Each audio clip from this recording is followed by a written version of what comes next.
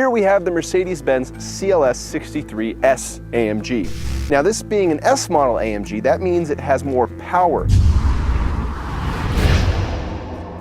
Its 5.5 liter twin turbo V8 makes 577 horsepower and 590 pound-feet of torque. Now if that sounds similar to the E63, that's because that's what this car is, but it is a little bit more interesting because of its four-door coupe styling. Whether it's worth the cost difference between this and the E63 is what we're going to find out this week.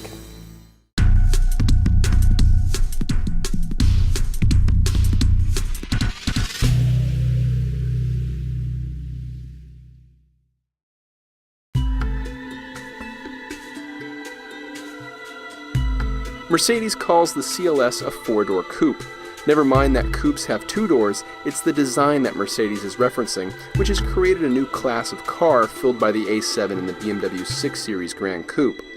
The roof is raked back aggressively to the rear, which compromises rear headroom versus the E-Class by 2 inches, but gives the CLS's shape a smoother character. Unsurprisingly, the CLS63 matches the last E63 we tested in acceleration. It's all-wheel drive, allowing for a very aggressive launch that helps it reach 60 in 3.4 seconds. That ties the Viper. Passing the quarter at 11.7 seconds at 122.7 miles an hour, it's also on pace with the SLS AMG.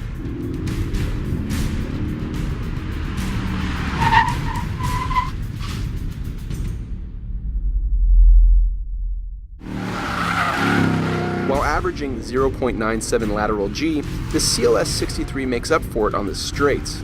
Its 23.9 second figure-8 lap time matches the SLS AMG and 911 Carrera 4S.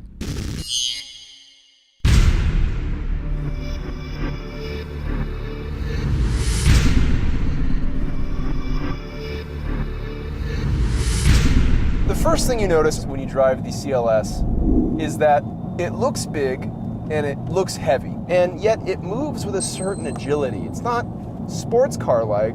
It doesn't feel as big as it seems. It feels slightly smaller. You can guide it through corners with surprising ease. I think it has to do with the steering. I think the relationship between the steering and the front wheels gives this car a certain slight nimbleness that makes it very easy to point around. Now the power. Yes, there is lots and lots of power with 590 pound-feet of torque.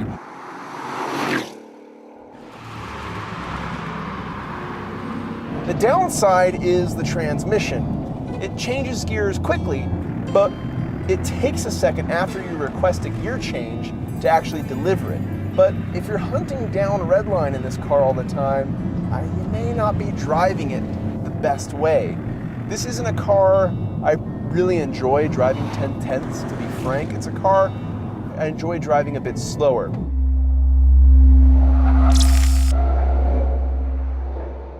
And as you get up against the limits of the chassis, you start sensing that understeer, that hesitation throughout the car. Right there, yep, there's some understeer.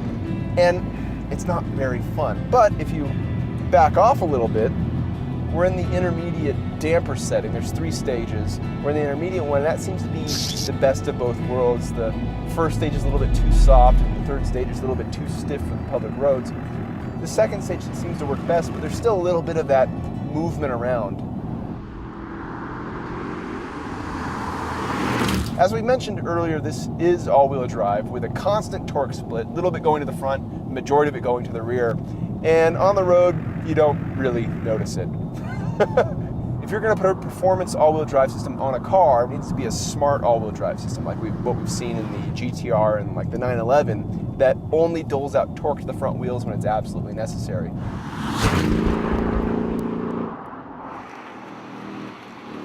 But why would you buy this over an E63? That's the core question. So you buy this car for the styling cues, not for any added functionality, because if you sit in the rear seat, it seems like the hood or the roof cuts in a little further. But I do like the looks of this car versus the E63. The rear 3/4, the quarter panels especially, gives this car a certain persona and style that is a little bit more exciting. interior is upholstered nicely with these red material, leather, really nice controls. Everything's easy to use, laid out very simply. The steering wheel has this nice microfiber-like suede stuff on the wheel that's really nice to hold on to. What I like about driving this car, and that is not driving it extremely fast. So that is taking it easy, guiding it through corners, you know, setting your reference points and your apexes, hitting those, but not like trying to kill your front tires with acceleration.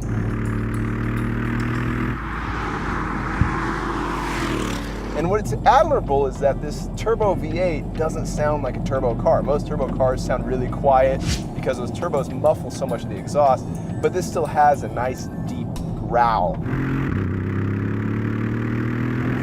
It feels good, not gonna lie. What I keep being impressed by with these cars is how effortlessly you can maintain and deliver speed. It's actually kind of like, I think, not dangerous, but risk for your license. Because you could just be cruising along, not looking at the speedometer, look down and be like, oh, we are way over the speed limit. But there's nothing in the car telling you that. There's no sense of urgency. There's no, increased road noise. You don't even hear the engine that much. It's just this effortless delivery of speed.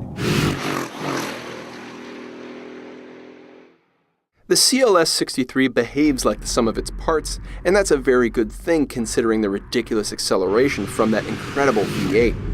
I love the way it builds in torque when you're puttering around town, how the exhaust note burbles along, sounding like you're on a boat. The conversation, though, ultimately will come to the E63 and whether the CLS is worth the extra $6,730. The answer will undoubtedly change depending on whom you ask. Some might like the muscular, hard lines of the E63's quarter panels, I know I do, while the smooth shape of the CLS and its exclusivity might sway others.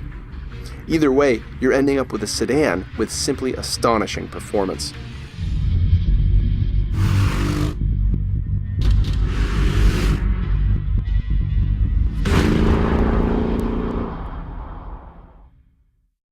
Why isn't there like a tuner shop named like the Turbo Bros? It's actually a good name. The Turbo Bros. Turbo Bros? The Turbo Bros. It's like Bob Lablaw's Law Blog. What? From Arrested Development. Oh. Bob Loblaw. Turbo Bros. It's a Bob Loblaw Law Bomb. Law Bomb, yeah. Bob Loblaw's Law Blog. It's the best character. The Turbo Bros. Yeah. Okay.